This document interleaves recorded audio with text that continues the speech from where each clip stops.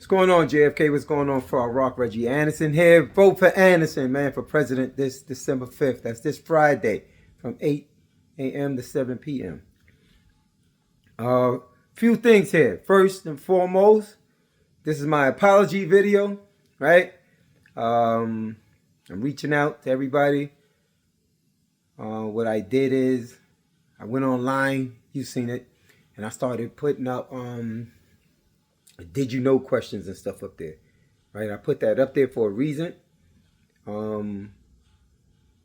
because people are saying who's qualified to run for president and who's not qualified to run. And they try to run up all these qualifications that people have. And it turns out that they don't have any. Because what I put up there, they couldn't answer. I put one stumbled question up there. Just one. But everything else was plain. Everything else was simple. And basic knowledge of it, you will know the answer to it. And they didn't know it. Right? And these are the people that's been here a whole lot of years. They've been here a whole lot of years. They've been in there dealing with you in these hearings with these matters at that. Right? And people actually have been getting suspended for it, or, you know, whatever they do back there for them. Right? But, you know, they've been getting charged with all of this stuff here, and they shouldn't be. So, as for qualifications and all of that right there, that's something that, you know, you have to sit back and you have to think for yourself, are these people really qualified for this position here? Okay? So there's a lot of speculation or questions going around. What do I do? What do I know? Right? So basically, I practice law. Meaning I do paralegal stuff. I actually file cases within the courts. I actually won cases within the courts. They keep talking about one case here, but I got a whole bunch of cases that I won. I help people here with cases like child support and so forth without going into people's business. But yes, that's what I do, right? I challenge decisions all the time, right? I challenge decisions. It's not just in this depot, because I got classmates that's in Manhattan. I know family members that's in Queens Village. So we basically, you know, all over the place. And I do it, right? There's no lawyer who's helping me. No, I do. I do my own work, right? I file my own papers. I print out, type up, put my own arguments in there, and so forth. So this is what I do. And this is why I run around and can look at stuff and say this is crap, or, you know, whatever, right? Like my main thing to the people here now is that operators, I wouldn't care if you've been put out of service or whatever the case may be, you are not trained to be out there cleaning buses, right? You're not trained for that. People actually, the cleaners actually have to go to Zariga for a whole month to get that position, to be trained for that position. You coming from behind the wheel, you can't do it. Do not listen to them. Don't listen to them, because they're going to tell you, yeah, well, if you're going to get paid, you got to, no. That was Green Line. This is no longer Green Line. This is MTA, right? And MTA advise you every day over that system that safety is priority number one. Safety is priority number one. They don't hear it because they're not out there driving these buses like we are, right? But safety is priority number one. You going out there cleaning that bus is a safety issue because you're not trained at doing it. Now, if you want to know how they came up with that conclusion, it's simple. In 2006 or so, Green Line, before MTA came, because MTA came in 2006, the union and Green Line came to an agreement that if people are FFD and they want to be paid, then they got to go out there and clean graffitis, buses, whatever it takes to do that right there. But when MTA came and they took over the place, all that was void because we have a safety thing here, right?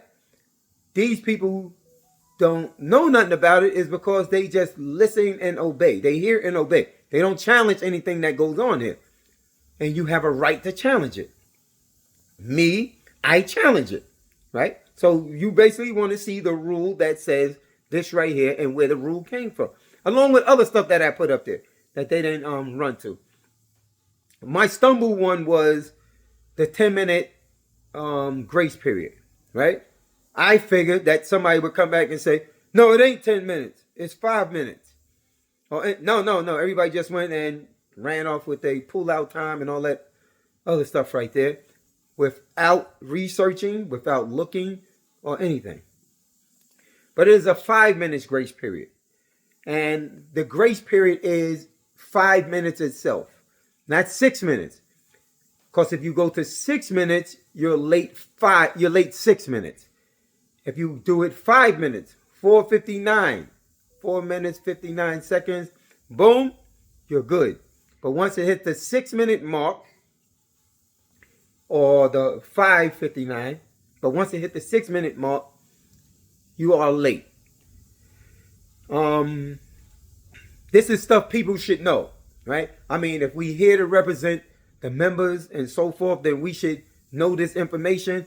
When these write-ups come to us and all that right there, we should be able to have the rule pulled up so that we'll know how to defend this rule. Because wording is something, right? Wording like must and have, right? They sound the same, but one is a command. Must is a command, right? Meaning you must do it. Have is a, right? So that's what this is, right? And these people really can't read it or understand it because they just hear it and they obey.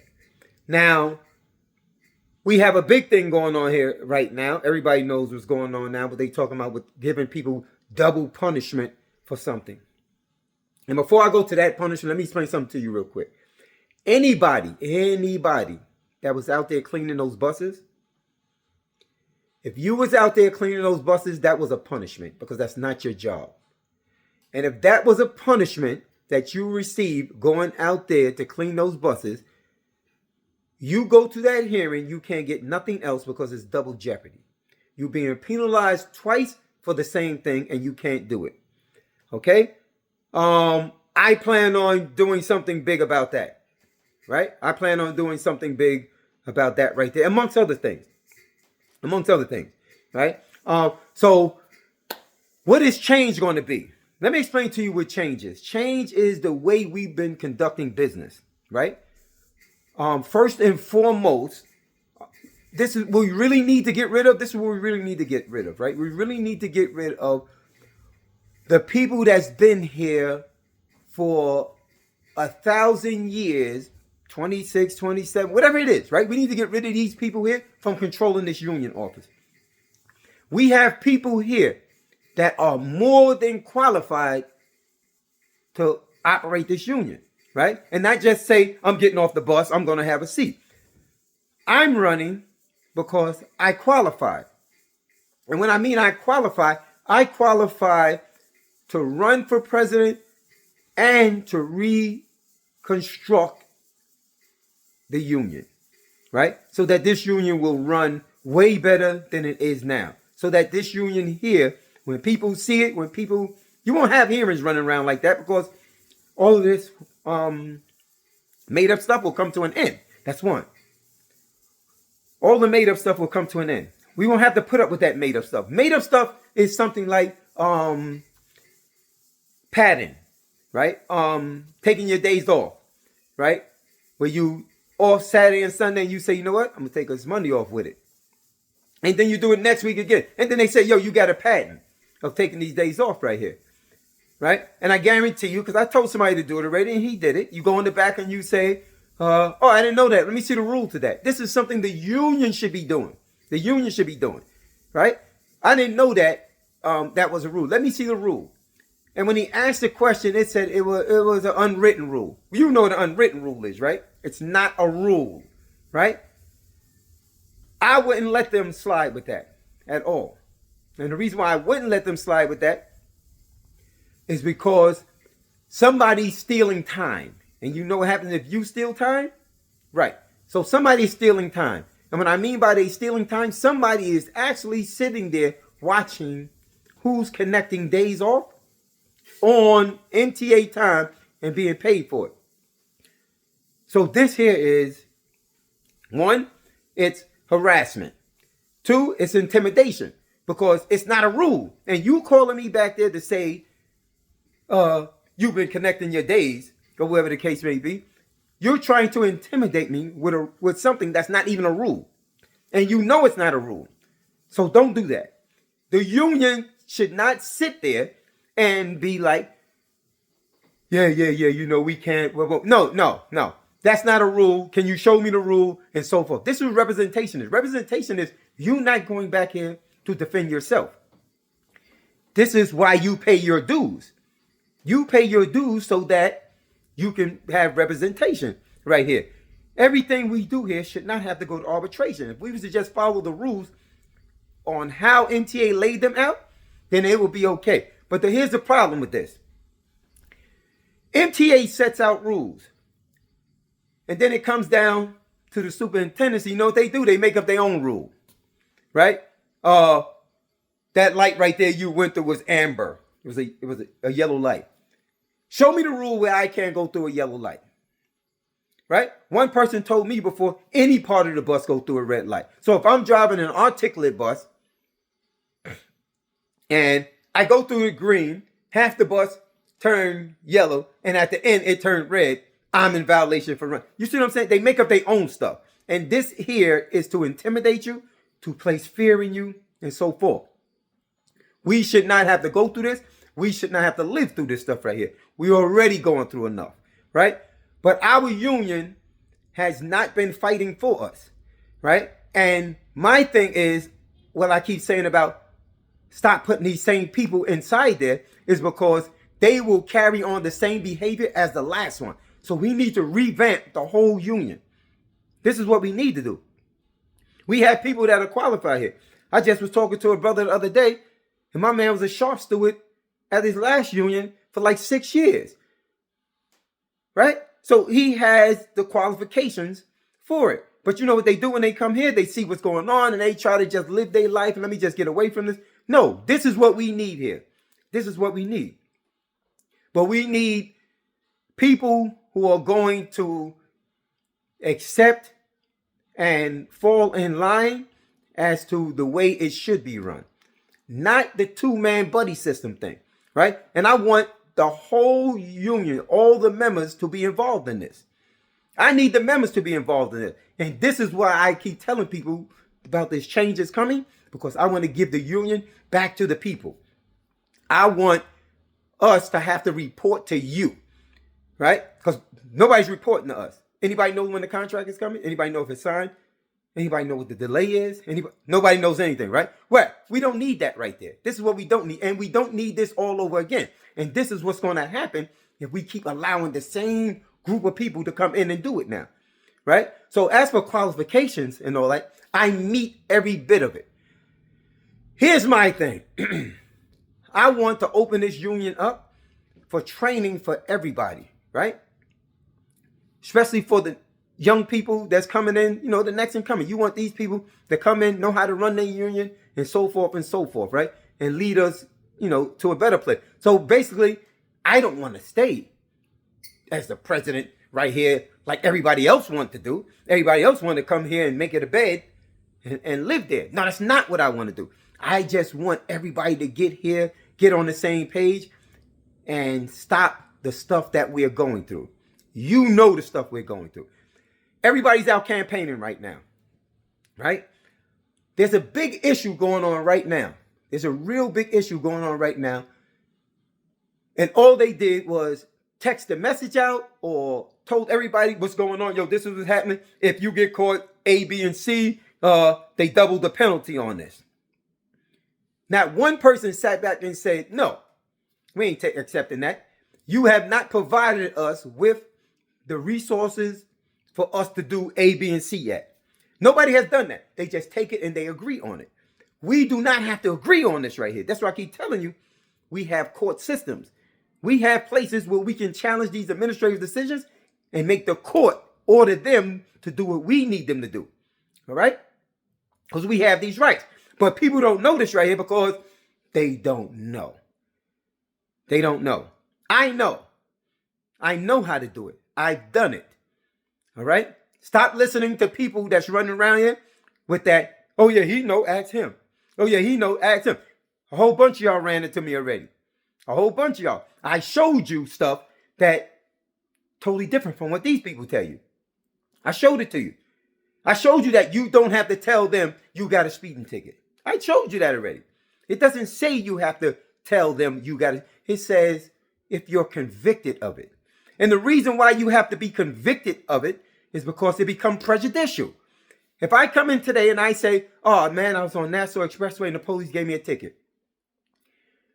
My union writes it down and informs MTA that Reggie Anderson just got a speed ticket today. Now I take that bus out. Somebody comes flying down the street and run into the bus. MTA say I was doing what? Right, I was speeding. Right? Because I just got a speeding ticket, so I had to be the one speeding. Right? So now they looking to penalize me for speeding, and I wasn't even speeding. Right? Now, a year, 2 years later, because that's how long it takes you to get to court for that speeding ticket, you find out that the officer gun wasn't even calibrated right. Which means it wasn't working properly. And now what do they do with the ticket? They throw it out. So through DMV, you're not a speeder. But to MTA, you're a speeder because you told them this. Right? You told them this right here. Another thing is an accident in your vehicle. I showed people this.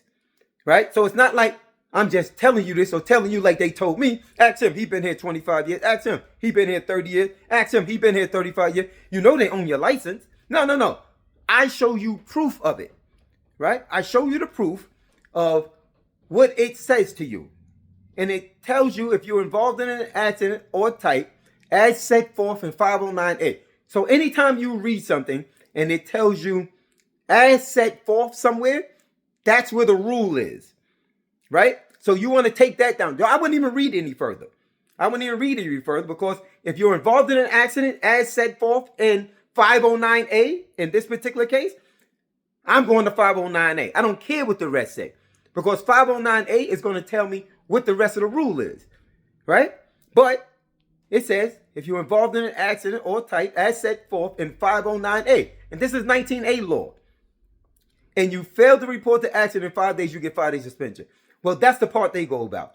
But when you go to 509A, it says the definition here is a bus. Any vehicle that is leased, owned, operated, and controlled by a motor carrier. Who's the motor carrier here? MTA. Who vehicles are they talking about here? MTA. It is not your vehicle. It's not your vehicle. So don't worry about that. It's MTA's vehicle. And this is the problem that I had, right? This is the problem that I had. And this is the problem that they told me you got a good argument. And I took them to court. They paid me my money for the 5 days. They paid me my court filing fee. They paid me any expenses that I spend for that. All right? But people are still to this day, to this same day right here, just September and October. 2 people, one in Far Rockaway, one in JFK, just got 5-day suspension for, guess what? Right. Not reporting an accident in their own vehicle. But guess what I did? You think I kept that information to myself? No, I didn't keep the information to myself. I gave it to the union. Yo, here's a win for us. There is no us. All right? There is no us. Here's a win for us. This right here, boom, boom, boom, boom. And people are still getting. This is 2022 that this happened. All right? So qualifications, let's be serious. All right? I go at these people every chance I get. Every chance. All right? They tell you give out transfers. I'm not giving out no transfers if they don't pay. Right? Oh, yeah, but Zariga said, forget what Zariga said too. Because remember what I just said? MTA wouldn't have these people out there trying to enforce these fears if they wanted you to just give away transfers and stuff. So that comes from the second group of people. And this is why I tell you this. I had a customer complaint I wouldn't give out a transfer because the person didn't pay their fare. The person got mad and they made their phone call. I got called from the back for it and all this. They read it. Of course, they told the truth. I didn't have all the fare, and he refused to give me a transfer. Right. So she says to me, okay, if they come on the bus, they don't have the fare, just give them a transfer. I said, just give them a transfer? She said, yeah. I said, so if they don't have all the fare, give them a transfer. Right. I said, if they don't have a fare at all, just give them a transfer. She said, right. I said, so if somebody just run down the street and jump on my bus and say, give me a transfer, just give them a transfer. She said, yes. I said, great, because I don't have no problem with that. I can do that all day long. Let me get that in writing. I'm not giving you that in writing. Exactly. So you should expect more phone calls. You should expect more phone calls. And I'm telling you this because of this. We had a guy here, a driver, who had a spotter on his bus who was doing exactly that, just giving out transfer. Here. You know what they got him for? Stealing. So I'm not helping nobody steal. If you walk on, great. I'm not helping you steal nothing. Okay? Just walk on. I don't care. F5. But as for me, just give them a transfer. You want them to have a transfer? Just turn the box around. Let them get their own transfer. Don't leave me in charge of that right there because you can get me for stealing. All right? So, qualifications. I qualify. I'm more than qualified. I fight for us. Right? I fight for us. I'm not going like everybody else doing, just going inside there and sit around and you're not going to see. I'm going to be all over the place. I'm going to be all over the place. I'm going to be looking for smoke. All right? That's what I'm going to be doing. I'm going to be looking for smoke. You take my cell phone number. You call me on my phone. I wouldn't care what you had. You got an accident? I'm there. You got assaulted? I'm there. Right? I'm looking for all the smoke. All right? I'm here for us. I'm not here like everybody else. Mine does not talk. Just ask around. They'll tell you. I'm not here like everybody else. I'm not sitting around and just doing nothing, ignoring my phone. My phone's sitting there ringing, and I'm just ignoring it. I'm just ignoring it.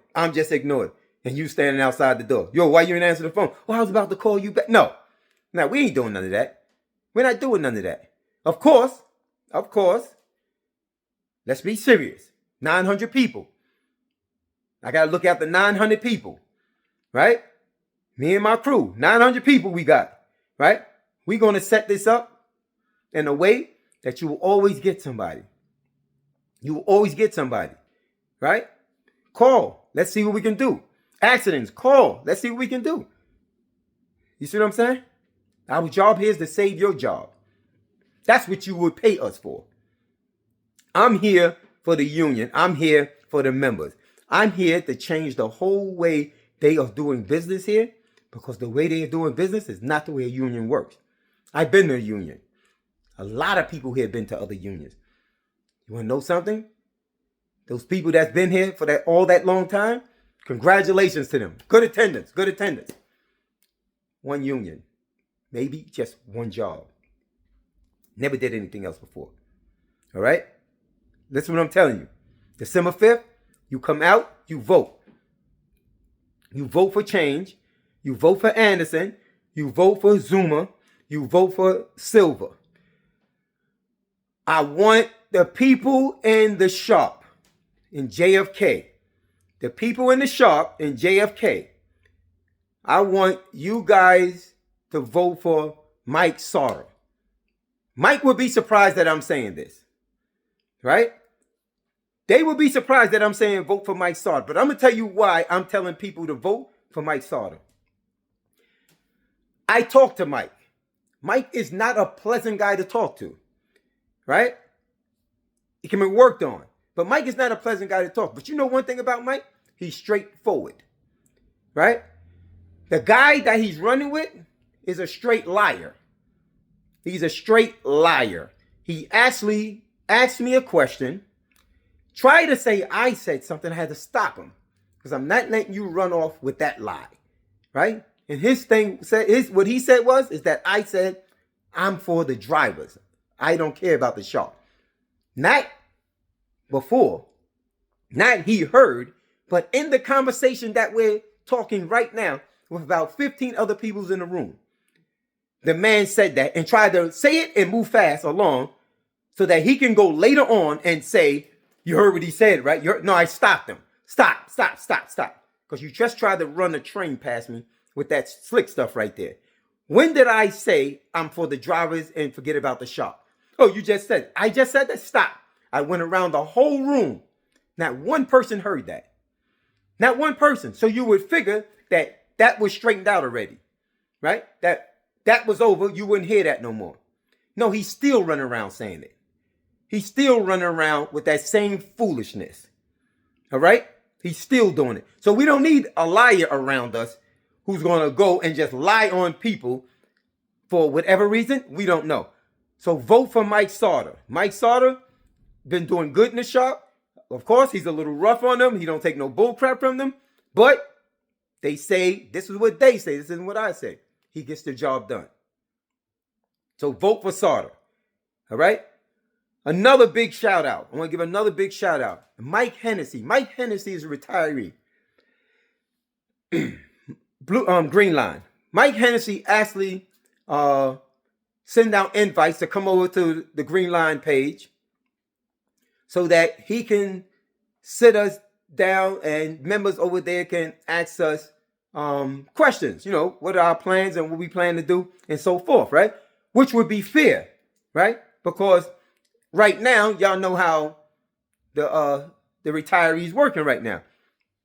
One man taking them out and all this right here. They only know one person. So, of course, they're going to vote for that one person. That's going to be a problem, too, right? I'm thinking court actions even on that. So you can let them know.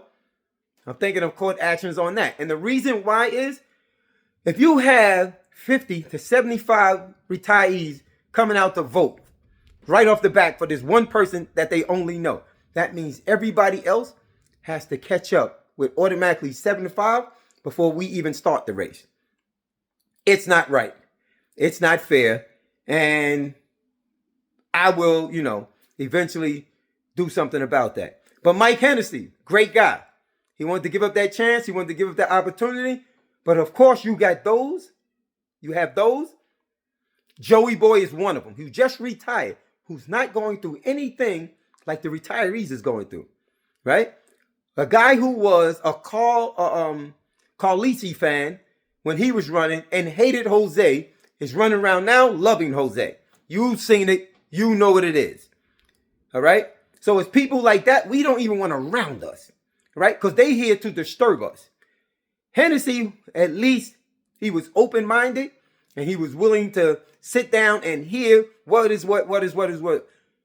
If I'm elected, Hennessy will be at my table. Mike Hennessy will be at my table. Joey Boy will never be at my table. Never. Mike Hennessy will be at my table. My other man over there, what's his name? Lucchese. He will be there. These are all fair people. These people here, you listen to them. They want to hear what you got to say. They want to know how we moving forward because they're not just looking and saying, this guy's a good guy. He's one of us. No, they looking and saying, what is best for us? And that's how you should be looking right now. What is best for us? The new guy's best for us? The old guy's best for us. The old guys are just sitting there, just letting everything rot. They not giving them that opportunity. They not bringing them in. You see what I'm saying? No, we need them in the first place. And the reason why we need them is because they know of things that went on that we probably still have access to, but we haven't been taken advantage of. All right? So, December 5th, everybody come out and vote. Yo, I'm sorry the video's long. But it has to be, right? Because the obvious. People want to know what I do. People want to know the skills I have. What can I do? What am I going to do? Exactly. But next year is pension year. Remember this. Next year is pension year. And I'm telling everybody, it'll be 20 years that MTA has been here next year. 20 years we'll be going back for this pension here. 20 years of them integrating the whole system together. They putting it together, people not paying attention. We all got the same IDs. Right now, if you go to TA and OA, you take your company seniority with you. All right? We wasn't doing that before. We got people going there from our depots now on probation. They don't have to do all the probation all over no more. If they don't have probation, they out there riding the buses. They didn't go through nothing. All right? So it is happening. It's on us now to complete this run. And to complete this run, we need new people dealing with MTA, not the old people, because they want to conduct old business with them. They want to conduct business the same way. And I want to get rid of that. I want to get rid of that business because that's not good for us. That business right there is not good for us. We cannot move forward doing that business. And like I told everybody else, and I shouldn't say it, right?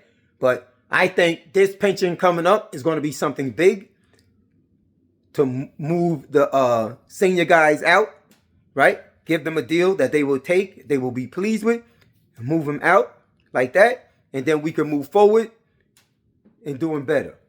So December 5th, man. December 5th, right? I know. I jumped online. Excuse me. I jumped online yesterday, right? I did it on purpose. I jumped online yesterday and I put some stuff up there for people. I want to rattle stuff, right? I want to rattle stuff. I want people to really see the people. I also wanted to see, could these people actually hear us out there? And they heard us, right? Everything I say, right, is true, right? Everything I say is true. It has true substance to it. So don't think I'm just throwing stuff out there and poking people. No. What I'm telling you is true, right? I can tell you actual facts to the stuff I'm telling you. It's like nothing. So don't ever think that I'm calling him this and I'm saying, no, it's true stuff. This is true stuff. So on that note, remember, December 5th, vote for Anderson for president. Vote for Silver for vice president. Vote for Zuma for financial secretary. Vote for Mike Sauter for chairman inside the shop. All right? Mike Hennessy, Cheesy. I hope I'm saying your name right, bro. We appreciate you. All right? I hope to see you at that table. See y'all later.